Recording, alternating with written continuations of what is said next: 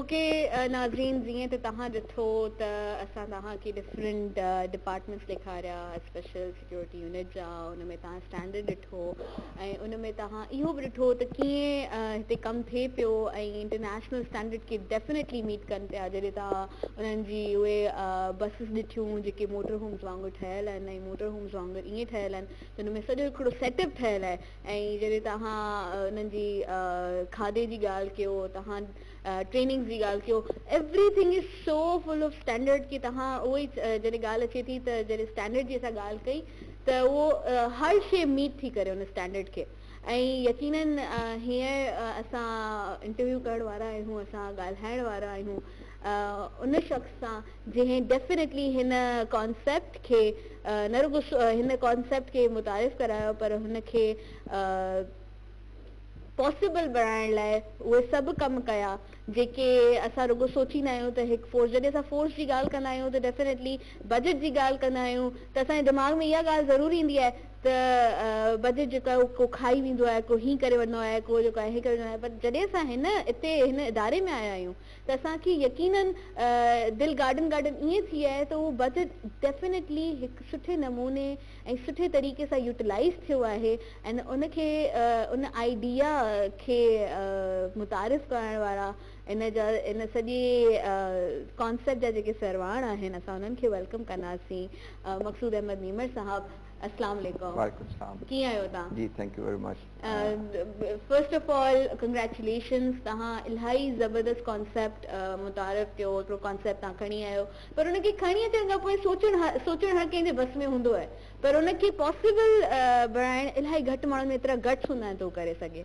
हालांकि रिसोर्सिस बि हूंदा आहिनि ऐं तव्हां ॻाल्हायो जो रिसोर्सिस जी त उन्हनि वटि ओतिरो बजट बि हूंदो आहे पर उनखे हू पॉसिबल नथा बणाए सघनि छो जो उहे रुगो ॻाल्हाईंदा आहिनि पर तव्हां हुनखे पॉसिबल कयो तव्हां में एतिरा गट्स हुया माशाल्लाह माशाल्लाह त हुनजे लाइ त सभिनीनि खां पहिरीं कंग्रेचुलेशन्स एंड तव्हां असांखे परमिशन ॾिनी हिते अची करे तव्हांजो सॼो सेटअप ॾेखारण जी and this is such a wonderful job and मां हुनजे लाइ बल्कि मां छा असां सभई तव्हांखे हुनजे लाइ एप्रिशिएट था कयूं थैंक यू वेरी मच सभ खां पहिरीं मां तव्हांजो शुक्रगुज़ार आहियां तव्हां टाइम कढियो ऐं तव्हां असां वटि अची इन शइ खे तव्हां ऑब्ज़र्व कयो ऐं तव्हां पब्लिक खे ऐं आवाम खे तव्हां इन जे बारे में पाण विटनेस आहियो ऐं ॿुधायो था त हिन मुल्क जे अंदरि जेकॾहिं तव्हांजी नियत ठीकु हुजे तव्हांजा इरादा मज़बूत हुजनि त इन साॻे सिस्टम में रही करे तव्हां शयूं बहितर करे सघो था ऐं इन्हनि शयुनि खे तव्हां जेके नापसंदीदा शयूं आहिनि उन्हनि खे तव्हां इंटरनेशनल लेवल ते खणी वञी सघो था ऐं हिन मुल्क में तव्हां बहितर चेंज आणे सघो था डेफिनेटली ऐं मूं हीअ जेकी सभिनीनि खां सुठी शइ हुई त जेका तव्हां सिक्योरिटी जॾहिं तव्हां मिशन्स ते वेंदा आहियो तव्हांजी हिकिड़ी तव्हां कोचिस आहिनि जेके ज़बरदस्त तरीक़े सां मॉडिफाइड थियल आहिनि जंहिंमें CCTV लॻल आहे जंहिंमें हिकिड़ो जेको आहे कॉन्फ्रेंस रूम नंढो ठहियल आहे पोइ वरी हिकिड़ो मतिलबु एवरी फैसिलिटी इज़ देयर हिकिड़ो मोटर होम जेको असां रुगो सोचींदा आहियूं त ॿाहिरि मुल्क में इहो हिकिड़ो कॉन्सेप्ट आहे पर तव्हां हुनखे जेको आहे वेल तरीक़े सां मतिलबु सुठे नमूने तव्हां हुनखे उन ते कमु कयो आहे त उनजे लाइ मां इहो ई चवंदसि त तव्हांजा अञा अॻियां कहिड़ा प्लान आहिनि छो जो जॾहिं तव्हां एतिरा प्लान्स एक्ज़िक्यूट करे चुका आहियो त what are you next plans actually next plan असांजा तव्हां सां बिल्कुलु शेयर कंदुमि बेसिकली हीअ जेको तव्हां सॼो सिस्टम ॾिसो था हीअ उहे शयूं आहिनि जेके असां ॿाहिरि मुल्क वेंदा आहियूं ऐं वञी असां इम्प्रेस थींदा आहियूं त हिननि कीअं तरक़ी कई आहे हिननि पंहिंजे पाण खे कीअं बहितर कयो आहे ऐं जॾहिं असां लर्निंग करे वापसि ईंदा आहियूं त उहे शयूं असां विसारे छॾींदा आहियूं मां उहे शयूं विसारियूं कोन मां उन्हनि शयुनि खे कोशिशि कई ऐं मां सोचियो त हिन मुल्क में इन ई सिस्टम में रही करे उहे शयूं असां कीअं करे सघूं था जीअं हीअ जो जेके असांजा जवान आहिनि या जेके अफ़सर आहिनि उन लेवल ते कहिड़े तरीक़े सां कमु करे सघनि था त हीअ जेको कॉन्सेप्ट आहे उतां ई मां खयों जॾहिं मां लंडन स्कूल ऑफ इकोनॉमिक्स में पढ़णु वियुमि for doing my masters in criminal justice policy त उतां मां जॾहिं लंडन पुलिस खे ॾिठो उन्हनि जी रिस्पेक्ट पब्लिक जे नज़र में ऐं जो या उन्हनि खे जेका पब्लिक खे उहो रिस्पेक्ट कनि पिया ड्यूटीज़ जे दौरान त उहा शयूं असां सोचंदासीं त इहे शयूं असां पंहिंजे मुल्क में कीअं था करे सघूं पोइ जॾहिं असां वापसि आयासीं त हीअ जेका दहशतगर्दी जी जंग असां विड़ूं पिया था एतिरनि सालनि खां उनजे लाइ मुंहिंजा सिपाही या मुंहिंजा SHO या इवन पुलिस जो को बि रैंक उन लाइ तयारु न हो हाणे उन पुलिस सां गॾु तव्हां हीअ जेके नवां चैलेंजिस तव्हां कीअं था मीट करे सघो त उनजी रियलाइज़ेशन में असां हीअ हिकु स्पेशलाइज़ यूनिट जो प्रपोज़ल ॾिनोसीं गवर्नमेंट ऑफ सिंध खे जेका पीपल्स पार्टी जी गवर्नमेंट हुई ऐं दे वर काइंड इनफ त इन सॼे कॉन्सेप्ट खे उन्हनि अप्रूव कयो, न सिर्फ़ु अप्रूव कयो, हुनखे उन्हनि जी असांखे सपोर्ट बि कई। सही। ऐं उन सपोर्ट जे करे ऐं इन कॉन्सेप्ट जी नेक नियति जे करे तव्हां ॾिसो था त असां शुरू कयोसीं जवान जी बेसिक वेलफेयर खां। त उनजी पघार असां सभ खां पहिरीं इम्प्रूव कराई ऐं उनखे असां ॿुधायोसीं जेकी तव्हांखे क्वालिटी सर्विस खपे, तव्हांखे क्वालिटी इनपुट बि ॾियणो पवंदो।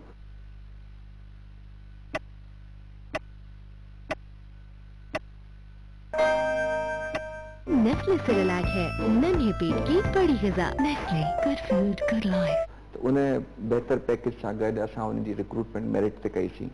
मेरिट इन हिसाब सां मेंटेन कयोसीं त असां थर्ड एजेंसी खे इन्वॉल्व कयोसीं, that is national testing service. असांजी जेकी बि रिक्रूटमेंट हूंदी आहे is through national testing service. उन खां पोइ जॾहिं हू तव्हां पास करे एग्ज़ाम ईंदा आहिनि, उन खां पोइ उनजी साइकोलॉजिकल टेस्टिंग थींदी आहे। साइकोलॉजिकल टेस्टिंग छा आहे? उहा टेस्टिंग आहे जेका आर्मी में या आर्म फोर्सिस में, पाकिस्तान नेवी, आर्मी, एयरफोर्स, उन में जॾहिं अफ़सर्स वेंदा आहिनि त उन्हनि जी ICSP में हिकिड़ी 5 ॾींहंनि जो टेस्ट थींदो आहे, जिथां हू क्वालिफाई करे पोइ अफ़सर ग्रेड में हू अॻिते ट्रेनिंग जे लाइ वेंदा आहिनि। असां साॻी टेस्टिंग खे मॉडिफाई कयोसीं पंहिंजे सिपाहियुनि जे लाइ ऐं असां उहो उते मुतारिफ़ करायोसीं पाकिस्तान में पहिरीं दफ़ा। ऐं हाणे उहो टेस्टिंग थियण खां पोइ हुननि जे मेंटली फिटनेस जो जॾहिं अची वेंदो आहे रिज़ल्ट, उहो उन खां पोइ अॻिते जेके बाक़ी फिज़िकल ऐं जेके टेस्ट थींदा आहिनि उहे क्वालिफाई करे पोइ हिते अची सघंदो आहे। हाणे इन सॼी स्क्रीनिंग प्रोसेस में जेकॾहिं मां बि चाहियां त पंहिंजो को रिश्तेदार अचे त उहो नथो अची सघे, उनखे सभु स्टेप्स क्रॉस करणा पवंदा। त इनखे असां एतिरो ट्रांसपेरेंट रखियो आहे त हर माण्हू पंहिंजी मेरिट सां अचे थो ऐं जेको माण्हू पंहिंजी महिनत ऐं पंहिंजी मेरिट सां अचे थो, उनजो जेको कमु करण जो तरीक़ो आहे या उनजो जेको प्राइड आहे उहो डिफरेंट आहे एज़ कंपेयर जेके सिफारिश सां अचे थो या ग़लति तरीक़े सां अचे थो। त उहा डिपार्टमेंट जो एज़ ए एसेट ताईं अॻे 40 सालनि ताईं रही थो। जेके तव्हां सिफारिश ते माण्हू खणो था, they are liability to the department. त हीअ असां तव्हां जेको डिफरेंस ॾिसो था छोकिरनि ऐं छोकिरियुनि में, इन करे आहे त सभु मेरिट ते आहिनि ऐं सभु पंहिंजी महिनत सां आहिनि। अच्छा, ऐं मूंखे जेकी ॻाल्हि वधीक इम्प्रेस कयो इहो हो त मां हीअं हिकु ख़वातीन बि आहिनि हिते, मायूं आहिनि जेके, ऐं इलाही माशाल्लाह माशाल्लाह मां ॾिसां पई जॾहिं छोकिरियुनि खे मां ॾिसां थी त हू हिते इन फोर्स में कमु कनि थियूं एंड उहे रेडी आहिनि हर चैलेंज लाइ। उहे बि उहे ई जेका ट्रेनिंग वठी आयूं आहिनि, जेके ट्रेनिंग असां जॾहिं ॻाल्हि कंदा आहियूं छोकिरी जी त हू ॾाढी नज़ाकत जी ॻाल्हि अची वेंदी आहे, पर असां ॾिसां पई त हू ॾाढो सुठे नमूने उहे बि जेको आहे हिन में कमु कनि थियूं and they are ready for every challenge. त उनजे हवाले सां हीअ जेको तव्हां हिकिड़ी शइ कई आहे, हिन जे लाइ मूंखे तव्हांखे वाकई एप्रिशिएट करणो पवंदो। अच्छा, जॾहिं असां लेडीज़ पुलिस जी ॻाल्हि कयूं था त इंटरनेशनली तव्हां जॾहिं ॿाहिरि वेंदा आहियो त उते मेल फीमेल साॻी तरीक़े सां कमु कंदा आहिनि, उन्हनि जा साॻा प्रिविलेज हूंदा आहिनि, उन्हनि जी साॻी ट्रेनिंग हूंदी आहे। त उहा शइ जेका असां सिखीसीं ॿाहिरि, उहा असां कोशिशि कईसीं त हिते असां इम्प्लीमेंट कयूं। ऐं जॾहिं असां जॉब वेकेंसीज़ अनाउंस कयूं त उन में असां फीमेल खे बि एप्रिशिएट कयो त हू अचनि ऐं उन्हनि जी असां मेरिट ते उन्हनि तरीक़े सां रिक्रूटमेंट कई ऐं पोइ उनजी ट्रेनिंग असां ओहिड़े तरीक़े सां कई जीअं मेल कमांडो जी आहे। साॻियूं सख़्तियूं, साॻी उनजी जेका हार्डशिप आहे, वेपन ट्रेनिंग, मार्शल आर्ट ऐं जेका स्वाट टीम आहे जेका सभु खां टफ कमु कंदी आहे, उन में बि लेडी कमांडोज़ आहिनि। त जॾहिं कंहिंजे घरनि में वञनि त रिस्पेक्टफुली जेकॾहिं ग़लति माण्हू न आहे त उन सां उन तरीक़े सां डील कनि, ग़लति माण्हू सां ग़लति तरीक़े सां जेको उनखे सेखारियो वियो आहे उन तरीक़े सां डील कनि। त हीअ तव्हां ॾिसो था उन में उन सां ॻाल्हाईंदो तव्हांखे पाण अंदाज़ो थींदो they are as much confident as male commandos and they are as much trained as male commandos. न डेफिनेटली मुंहिंजी ॻाल्हि ॿोल थी उन्हनि सां, बल्कि जॾहिं मूं शो जी स्टार्ट कई मूं उन्हनि सां ॻाल्हायो एंड फिनोमिनल उन्हनि जी जॉब आहे। जॾहिं मूं उन्हनि खां स्वाट जे बारे में पुछियो, उन्हनि मूंखे उहो ब्रीफ कयो ऐं उन्हनि मूंखे ॿुधायो त कहिड़ी ट्रेनिंग्स खां गुज़री चुकियूं आहिनि एंड बीइंग अ गर्ल मूंखे ख़बर आहे त मां इहे सभु शयूं नथी करे सघां एंड वाकई इहे सभु शयूं कि आम इंसान जे बस में न आहिनि। एंड सभिनीनि खां सुठी ॻाल्हि इहा आहे त तव्हां मैरिट ते उन्हनि सभिनीनि खे खयो आहे। अच्छा, मूंखे जेको हिकिड़ो क्वेश्चन आहे जेको मां तव्हां करणु चाहींदसि, जॾहिं ॻाल्हि ईंदी आहे सिंध पुलिस जी या पोइ पुलिस जी, त असांजी जेकी आवाम आहे उन्हनि जे मतिलबु माइंड में हिकिड़ो डिफरेंट उन्हनि जी हिकिड़ी इमेज ठहियलु आहे त हू मतलब I'm so sorry. Yeah, public happy na hai. Yes, public is not public is not happy. जॾहिं बि ॻाल्हि कजे थी त उहे मतलब ॾिसंदा आहिनि, मतलब उहो चवंदा आहिनि त पुलिस वारी की न दोस्ती अच्छी न दुश्मनी अच्छी। ठीकु आहे न. त जॾहिं असां हिन इदारे में अचूं था त हुनजो कॉन्सेप्ट ई चेंज थो थी वञे ऐं तव्हां हुनजो कॉन्सेप्ट चेंज करण में हिकिड़ो वॾो किरदारु निभायो आहे, छो जो तव्हां हिकिड़ो कॉन्सेप्ट इहो जेको मुतारिफ़ करायो स्पेशल सिक्योरिटी यूनिट जो, त उन हिसाब सां तव्हां छा चवंदो त इन खां पोइ छा वाकई पुलिस जी जेकी हिकिड़ी इमेज आहे उहा चेंज थींदी ऐं केतिरी थी आहे?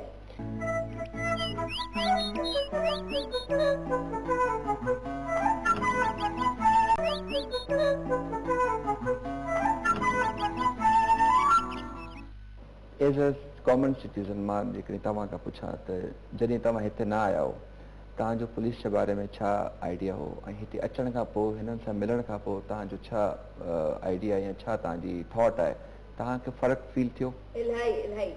जॾहिं ही छोकिरा छोकिरियूं पब्लिक सर्विस ते वेंदा, जीअं असांजा फ्यूचर प्लान्स आहिनि मां तव्हां सां शेयर कयां थो, त इनशाला ही जेके तव्हांखे पुलिस जी शिकायत आहे उहा ख़तमु त कान थींदी पर मिनिमम थी वेंदी, घटि थी वेंदी.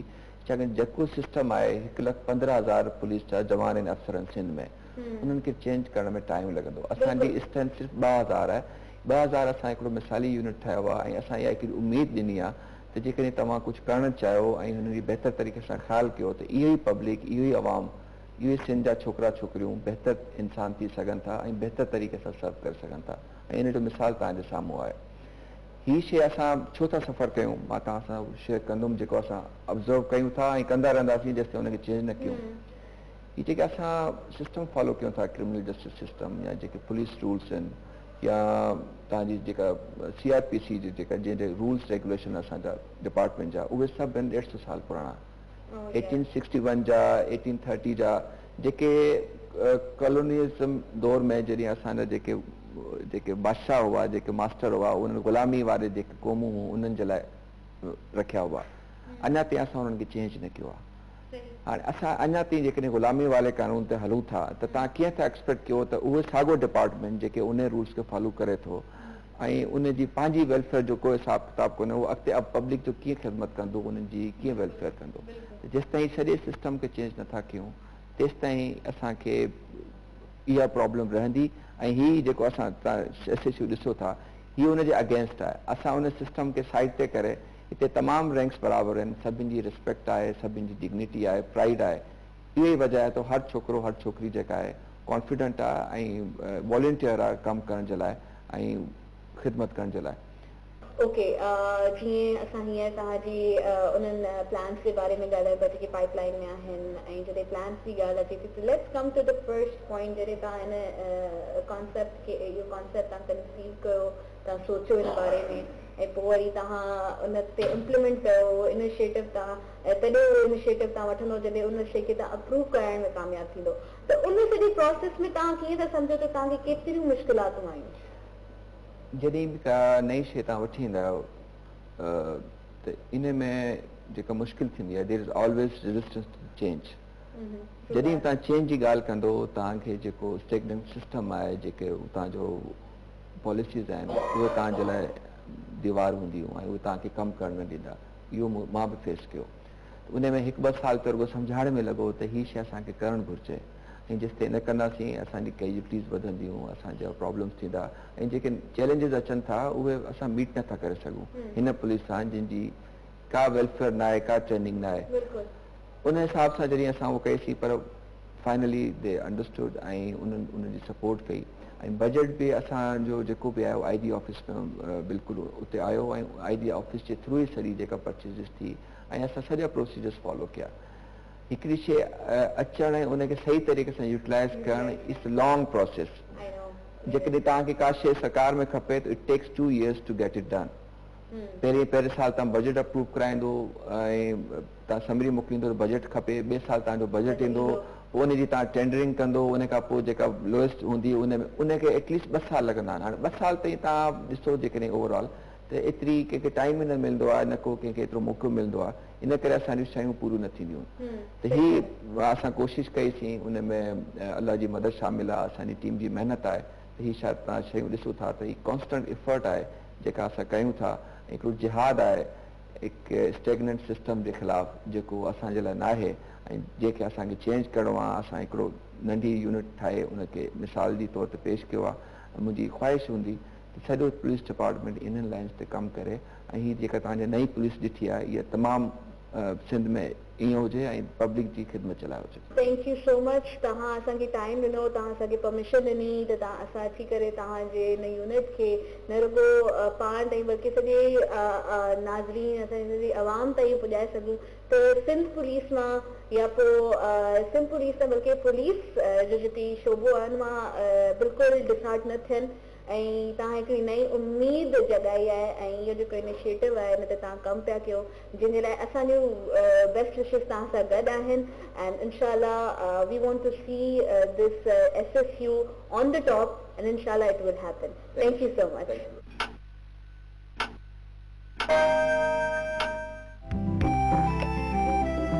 तेरी उमंग कुदरत सा शफ़ाफ. Okay, welcome back. एंड जीअं त आऊं तव्हांखे हीअं ॾेखारण पई आऊं SSU जे कोर्ट में मौजूदु आहियां. तव्हांखे हिते आर्म्स नज़र ईंदा हूंदा ऐं तव्हांखे हिते हर क़िस्म जा आर्म्स नज़र ईंदा. हिते हर क़िस्म जा वेपन्स मौजूदु आहिनि एंड इहे इलाही स्पेशल वेपन्स आहिनि एंड हींअर असां हिते मौजूदु आहियूं न त तव्हांखे रुगो वेपन्स नज़र ईंदा पर हिन खां अलावा सेफ्टी जे लाइ जैकेट्स आहिनि and a lot more things. पर असां उहे जॾहिं ॻाल्हाईंदासीं असां इन कोर्ट जे इंचार्ज खां त डेफिनेटली उन्हनि खां पुछंदासीं त हिते छा छा मौजूदु आहे ऐं हू छा छा जे कमु अचे थो. बेसिकली असांखे बि एतिरी ॼाण न हूंदी जेतिरी उन्हनि खे हूंदी त असां उन्हनि खां पुछंदासीं त हिते छा छा मौजूदु आहे. ऐं इन कोर्ट में जीअं तव्हां ॾिसो पिया त हिते हिकिड़ी बि जाइ ख़ाली न आहे. तव्हांखे हिते हर शइ हर जाइ फिल्ड अप आहे. का बि अहिड़ी शइ जी खोट न आहे जेका तव्हांखे नज़र अचे. ऐं तव्हां हींअर हिते आर्म्स ॾिसो पिया, हिते वेपन्स ॾिसो पिया त उन्हनि हिते ॻाल्हाईंदासीं. वेलकम कयूं था जेके इंचार्ज आहिनि हितां जा एंड उन्हनि खे असां वेलकम था कयूं एंड असां सां गॾु आहिनि. किथे आहिनि यकीन हलूं था. ओके, असां हाणे हलूं था इन डिपार्टमेंट जे हेड जी तरफ. अस्सलाम वालेकुम. कैसे हैं आप? अल्हम्दुलिल्लाह. अच्छा, और अभी मैं कोर्ट में जैसी एंटर हुई तो मैंने देखा ये पूरा का पूरा आर्म्स से भरा हुआ है. हर किस्म के वेपन्स हैं. तो इस हवाले से आप मुझे बताएं, यहाँ पे इतने सारे वेपन्स हैं मौजूद तो यू नो बेटर. मैं तो सिर्फ देख के जो है ना वो अमेज हो सकती हूँ बस. जी अल्हम्दुलिल्लाह. SSU की कोर्ट में आपको मैं वेलकम करता हूँ. Thank you. और हमारे पास latest state of the art weaponry है जो कि हमारे बॉस मकसूद अहमद साहब AIGP मकसूद अहमद साहब का विजन है जिसको हम फॉलो कर रहे हैं.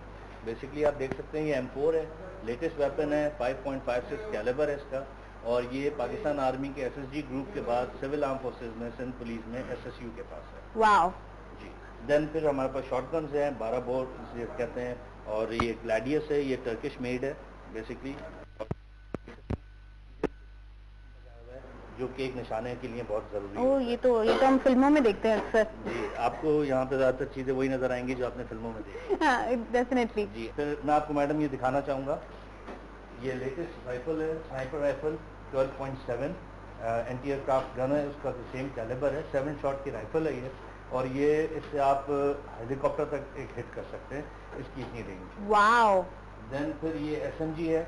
AK-47 से आम जानते हैं और नॉर्मली सिंध पुलिस के पास जो है वो ट्रेडिशनली जो यूज़ होती है वो थोड़ा सा ओल्ड वर्जन है. इसको हमने मॉडिफाई किया है.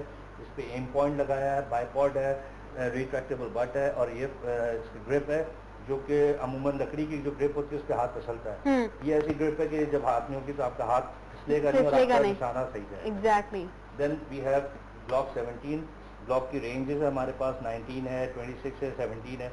ये सेकेंडरी वेपन होता है हमारे हर कमांडो के. आप देखेंगे ये साइड आर्म्स के तौर पे यूज करते हैं चाहे वो फीमेल हो या मेल कमांडो. मैं उठा सकती हूँ उसको प्लीज क्योंकि ये मेरे कद जितना लग रहा है एक्चुअली. आप इजीली हैंडल कर सकते हैं. तव्हां ॾिसो पिया आहियो मां पहिरीं दफ़ा खयो आहे. I am very happy. Then फिर ये M4 है. ये इसकी खास बात ये है कि ये वो मॉडल है जो मैंने आपको दिखाया कि एक A3 है और A2 है. इसमें इसकी खास बात ये है कि ये फुली ऑटोमेटिक वेपन है. इसके साथ हमने इस पर नाइट विजन डिवाइस लगाई हुई है. ओके. वाओ. टॉर्च लगाया हुआ फॉर नाइट ऑपरेशंस में हमें ये एक सहूलत देती है कि जहाँ अंधेरे में हमने देखा हम इस डिवाइस के थ्रू भी देख सकते हैं, टॉर्च के थ्रू. I know. इसके थ्रू तो आपको लाइट की भी जरूरत नहीं पड़ती. इसकी जरूरत हमें लाइट के अंधेरे में ही ऐसे नजर आएगा जैसे आप दिन की रोशनी में देख रहे हैं. Exactly. फिर इसके अलावा अल्हम्दुलिल्लाह हमारे पास G3s हैं जो कि नॉर्मली हाई पावर राइफल है. जो कि हम दूर मार के तौर पे इस्तेमाल करते हैं। اور اس کے علاوہ وہاں پہ جو ہے جی SMGs ہیں وہ جو میں آپ کو بتایا کہ جو ٹریڈیشنلی پولیس یوز کرتی ہے جن کو ہم نے ماڈیفائی کر دیا ہے۔ اوکے اوکے پھر میں آپ کو یہ دکھانا چاہوں گا جی کہ ہمارا ایک الیکٹرانک ڈپارٹمنٹ ہم نے بنایا ہے جہاں پہ ہمارے پاس الیکٹرانک کی گیجٹس ہیں، واو الیکٹرانک آئٹمز ہیں۔ یہ ہمارا واکی ٹاکی ڈاک ہے جہاں پہ ہم اپنے واکی ٹاکیوں کو چارج کرتے ہیں، اگر کوئی چھوٹا موٹا میل فنکشن ہو تو ہم ان کو دور کرتے ہیں۔ الحمدللہ یہ آپ دیکھ سکتے ہیں کہ ہمارے پاس رینج ہے الیکٹرانک آئٹمس کی، جیمرز ہیں جو ہم پروٹیکٹ کرتے ہیں VVIPs کو، یا کسی آپریشن پہ جاتے ہیں جہاں ID کا ہمیں خطرہ ہوتا ہے کہ ID کوئی ایکسپلوزیو ڈیوائس ماؤنٹ ہو سکتی ہے تو یہ جیمر جو اسے جیم کر دیتا ہے۔ واو پھر ٹیزرز ہے ہمارے پاس جو آپ دیکھ رہے ہیں، یہ خواتین کے لیے بھی میں ریکمینڈ کرتا ہوں کہ وہ پرسنل پروٹیکشن کے لیے رکھ سکتے ہیں۔ اس کے علاوہ کوئی ایسا سینیریو جہاں پہ ہم گولی پستول استعمال نہیں کرنا چاہتے ہیں، گولی نہ چلے، ہم وہاں پہ نان لیتھل ویپن ہے یہ، جس کے ذریعے ہم میں ڈر گئی سویلینس کے ساتھ ہوتا ہے کہ وہ پہلا امپیکٹ ان کو تھوڑا آئی نو اور اس میں ٹارچ بھی ہے جو کہ آپ کے اندھیرے میں۔ اچھا ویسے واقعی آپ یہ والا جو ہے وہ یوزلی اگر آپ باہر بھی دیکھیں تو عورتوں کے پاس ہوتا ہے کہ اپنی پروٹیکشن وہ خود کر سکتی ہیں۔ دو چیزیں ہوتی ہیں، ایک پیپر اسپرے ہوتا ہے وہ بھی ہمارے پاس ہے، عورتیں اس کو رکھتی ہیں اپنے پرس میں، ایزی ٹو ہینڈل ہوتا ہے، ایزی ٹو کیری ہوتا ہے، کوئی انہیں تنگ کرتا ہے تو اس کی آنکھوں میں وہ کر سکتے ہیں۔ اور یہ ٹیزر ہے جس سے انشاءاللہ آئندہ کوئی بھی تنگ نہیں کرے گا۔ پھر اسی طریقے سے یہ نائٹ ویژن ڈیوائس ہے جو ماؤنٹ ہے رائفل پہ اور ایز ویل ایز ہیلمٹ پہ بھی ہے، کیونکہ ہمارا جوان جب ہیلمٹ پہنتا ہے تو یہ گوگل اس کی آنکھ پہ آ جاتا ہے اور وہ اس کو اندھیرے میں دیکھ سکتا ہے۔ واو پھر یہ تھرمل ویژن ہے، یہ بالکل ایسے ہی ہے کہ جیسے آپ کو ایکس رے آپ نے دیکھا ہوگا تو یہ ایکس رے کی آپ اگر کہیں بندہ کو چھپا ہوا ہے کسی جھاڑیوں میں اور وہ آپ آئی سائٹ سے نہیں دیکھ سکتے تو بلڈ کی ہیٹ سگنیچر سے وہ ڈیٹیکٹ کرے گا کہ something is living thing is moving یا it's hidden behind the bushes. Wow مطلب this is like app complete, میں ان شارٹ بولوں تو آپ نے ساری چیزیں جو ہے وہ تیار رکھی state of the art equipment ہے جو ہمارے باس AIGP مقصود احمد صاحب نے اس ویژن کے تحت ہم نے اس کو پریکیور کیا ہے تاکہ ہم ہر سینیریو کے لیے تیار ہوں، چاہے وہ رات ہو یا دن ہو، چاہے دھوپ ہو، سردی ہو یا گرمی ہو۔ I really appreciate, amazing. Thank you اچھا very much. اس Thank کے you. بعد ہم وہاں پہ بھی آتے ہیں، آپ نے یہاں پہ وہ ہیلمٹس بھی رکھے ہوئے ہیں اور آپ نے وہ جیکٹس بھی رکھے ہوئے ہیں، that is bullet proof bullet jacket. Proof jacket میں پہلے آپ کو یہ دکھانا چاہوں گا، ایک مینیکوین ہے جس کو ہم نے گیئر اپ کیا ہوا ہے اور اس نے اینٹی رائٹ کا یونیفارم پہنا ہوا ہے بیسکلی، اور آپ نے اسے پہلے دیکھا ہوگا ٹریڈیشنلی پولیس ایک بلو کلر کی جیکٹ پہنی ہوتی تھی، ایک ڈنڈا ہوتا تھا اور ایک ہیلمٹ ہوتا تھا۔ ناؤ اٹس بین چینج، یہ پورا ایک ہیلمٹ ہے جو کہ فائر پروف ہے، کور دیتا ہے اس کو ہر طریقے سے، اس کے فیس کو پتھر وغیرہ سے جو کہ اینٹی رائٹ میں ہوتا ہے کہ مستحیل اگر ہجوم ہے تو وہ آپ کے اوپر کوئی بھی چیز جو ملتی ہے وہ پھینکتے۔ پرائمری اس کی جو سیفٹی ہے وہ اس کی یہ شیلڈ ہے، سیکنڈری سیفٹی اس کی یہ ہارڈ کور جیکٹ ہے جس میں یہ فومس کے ساتھ ساتھ یہ پلاسٹک کور بھی دیا ہوا ہے اور یہ ڈنڈا کوئی نوکیلی چیز ٹیب وغیرہ کرنے سے اس کو سیو کرتا ہے، اس کے فرنٹ کو اور بیک کو، ایون اس کے شوز تک کور ہے، کیونکہ آپ نے دیکھا ہوگا اکثر جگہوں پہ آتش گیر مادہ پھینکا جاتا ہے جو کہ آگے گرتا ہے پیروں میں، تو وہ پیر جو ہیں وہ جوتے جو ہیں وہ آگ پکڑ لیتے تھے۔ یہ فائر ریزسٹنٹ ہے، انشاءاللہ آگ نہیں پکڑے گا اور اتنی دیر میں ہمیں موقع مل جائے گا ہم اس کی آگ کو بجھا سکتے ہیں۔ اچھا لیکن میں جس طرح دیکھ رہی ہوں کہ بڑی بھاری بھاری سی چیزیں ہیں یہ۔ نہیں، یہ آپ کو دیکھنے میں بھاری لگ رہی ہے، بیسکلی بہت لائٹ ویٹ ہے۔ اوہ ریئلی؟ اور یہ ہمارے فیمیل کمانڈوز میل کمانڈوز دونوں اس کو پراپر پہن کے پراپر ڈیوٹی کر سکتے ہیں۔ واو آئی ایم امپریسڈ، ماشاء اللہ۔ Thank you. اچھا اور یہ آپ کی؟ جی یہ ہمارا آپ نے یہ دیکھا ہوگا کہ traditionally gas guns, tear gas guns use ہوتی ہیں جہاں پہ موب وغیرہ کو عوام ہے جو مشتعل ہو رہی ہے ان کو پولیس کرتی ہے یوز تاکہ وہ پیچھے ہٹ سکیں۔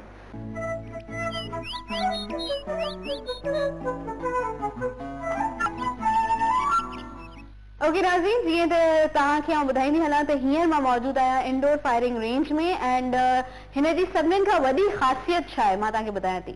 इहो तव्हांखे ॿुधाईंदी हलां त ही पहिरीं पाकिस्तान में हुए अगरि जीअं फोर्सिस जी ॻाल्हि कई वञे त आउटडोर फायरिंग रेंज त डेफिनेटली तव्हांखे नज़र बि ईंदी ऐं तव्हांखे ख़बर बि आहे, पर this is the first indoor firing range जिथे हिकु प्रॉपर सेटअप आहे, हिकु रूम आहे जेको साउंड प्रूफ आहे, उते इंडोर ये फायरिंग कंदा आहिनि। ऐं हुनजी प्रैक्टिस कंदा आहिनि त जीअं हुनजा निशाना बिल्कुलु जेका आहे न हू निशाने ते वञी करे हुनजी फायर लॻे। त असां तव्हांखे हुते था वठी हलूं ऐं तव्हांखे ॾेखारियूं था त कीअं हू प्रैक्टिस कनि पिया ऐं कीअं उहे निशाना ठाहिनि था। डेफिनेटली तव्हांखे ॾेखारींदासीं, पर फ़िलहाल असां हलूं था हुन रूम जे ॾांहुं। ओके, जीअं त मूं तव्हांखे ॿुधायो हो त असां तव्हांखे ॾेखारींदासीं पाकिस्तान जो पहिरियों इंडोर फायरिंग रेंज, जिथे ही तव्हां जीअं तव्हांखे मूं पहिरीं ॿुधायो हो त तव्हां बाक़ी जेतिरियूं फोर्सिस आहिनि तव्हां ॾिसो उहे आउटडोर उन्हनि जा फायरिंग रेंज हूंदा आहिनि, पर इहो पाकिस्तान जो पहिरियों फायरिंग रेंज आहे जेको इंडोर आहे। ऐं तव्हां मुंहिंजे हथ में बि हिकिड़ो वेपन ॾिसो पिया, मां रेडी आहियां शूट करण लाइ, पर जेको मुंहिंजे साम्हूं अची वञे, जेको मूंखे न वणंदो मां हुनखे करे वठंदसि शूट। ऐं तव्हां मुंहिंजे बैक ते ॾिसो पिया त कुझु सोल्जर्स बीठा आहिनि जेके हिते पंहिंजी शूटिंग मतिलबु फायर करण लाइ, निशाना ठाहिण लाइ, निशाना पक्का करण लाइ दे आर रेडी।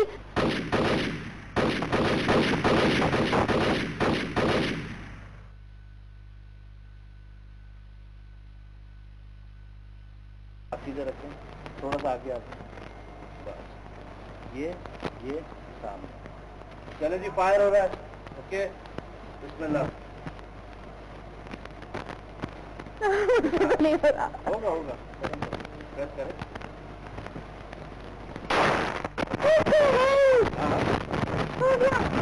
ओके नाज़रीन, जीअं त असां हिते आया आहियूं, जीअं मूं तव्हांखे पहिरीं ॿुधायो त इहो पाकिस्तान जो पहिरियों इंडोर फायरिंग रेंज आहे ऐं हिनजे बयान जो मक़सदु आहे छा, त उहो असां पुछंदासीं अगेन बैक टू मुस्तफ़ा साहब ऐं पुछूं था त हिनजो इन सॼे इंडोर फायरिंग रेंज जो मक़सदु छा आहे बयान जो।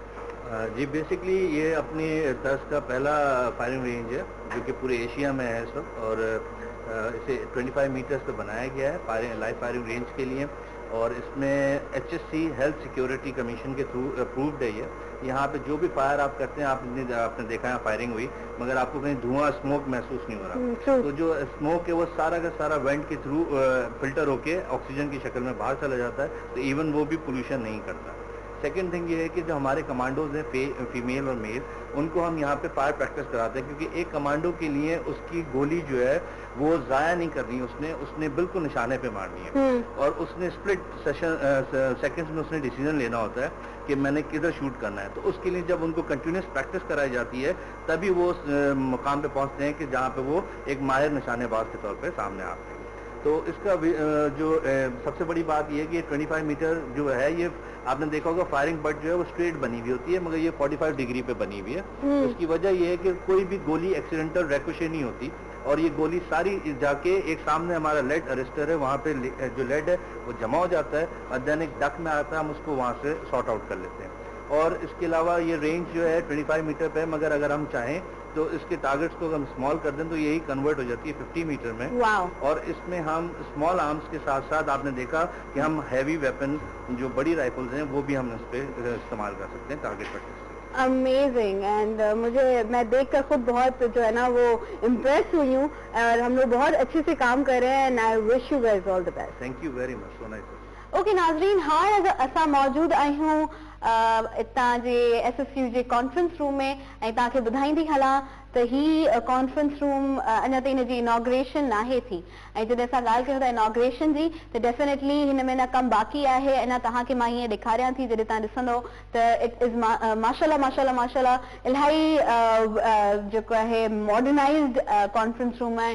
जीअं तव्हां मुंहिंजी बैक ते ॾिसंदव इलेक्ट्रिक वॉल बि आहे, उन इलेक्ट्रिक वॉल में LED लॻल आहे, दैट इज़ लाइक जेके पहिरीं असांजा इहे प्रोजेक्टर्स वारा जेके हूंदा हुआ कॉन्सेप्ट, उहे ख़तमु करण लाइ, त जीअं प्रोजेक्टर्स जी ॻाल्हि अचे थी त पहिरीं स्क्रीन आहे, स्क्रीन ते पहिरीं तव्हां फिट कयो ऑल, बट इहा हिकु अहिड़ी वॉल आहे जंहिंमें तव्हां पंहिंजो कंप्यूटर कनेक्ट कंदो and you will be able to see whatever you want to discuss, जेके बि हिते मीटिंग्स थींदियूं आहिनि, एंड उनखां अलावा तव्हां हिते कॉन्फ्रेंसिस थींदियूं आहिनि। सो दिस इज़ SSU's ज़बरदस्त कॉन्फ्रेंस रूम, ऐं इन सां गॾोगॾु हाणे टाइम बि थी चुको आहे त मूंखे तव्हां खां इजाज़त वठणी आहे। एंड जॾहिं असां ॻाल्हि कयूं था सिंध पुलिस जी, त डेफिनेटली इहो हिकिड़ो ज़बरदस्त इनिशिएटिव आहे SSU जे नाले सां, जेको माशाल्लाह माशाल्लाह इलाही ज़बरदस्त तरीक़े सां हर स्टैंडर्ड्स खे फुलफिल करे ISO सर्टिफाइड आहे। ऐं अॼु असां पंहिंजो सॼो ॾींहुं इन इदारे में गुज़ारियो ऐं असां वाकई ॾिठोसीं त इलाही ज़बरदस्त वेल इक्विप्ड एंड मॉडर्नाइज़ हिकिड़ो इदारो आहे जेको बहितरी लाइ कमु करे पियो ऐं अञा बि बहितरी जी उमेद आहे। इलाही सारा प्लान्स पाइपलाइन में आहिनि जेके इंशाल्लाह ज़रूर फुलफिल थींदा ऐं असां इन ई इदारे जे थ्रू उम्मीद था कयूं त हिन इदारे खां पोइ डेफिनेटली जेकी असांजी पुलिस सिस्टम आहे जिते असां हींअर ॻाल्हायो बि हो उहो सभु चेंज थी वेंदो ऐं पाकिस्तान बि हिकु इलाही ज़बरदस्त फोर्स सां भरियल हूंदो। एंड डेफिनेटली हाणे मूंखे तव्हांखां इजाज़त वठणी आहे। इंशाल्लाह तव्हां सां मुंहिंजी मुलाक़ात थींदी नेक्स्ट शो में। तेसि ताईं पंहिंजो तमामु वधीक ख़्यालु रखंदा, मूंखे दुआउनि में यादि रखंदा। Take care a lot, love you all, अल्लाह हाफ़िज़, पाकिस्तान ज़िंदाबाद।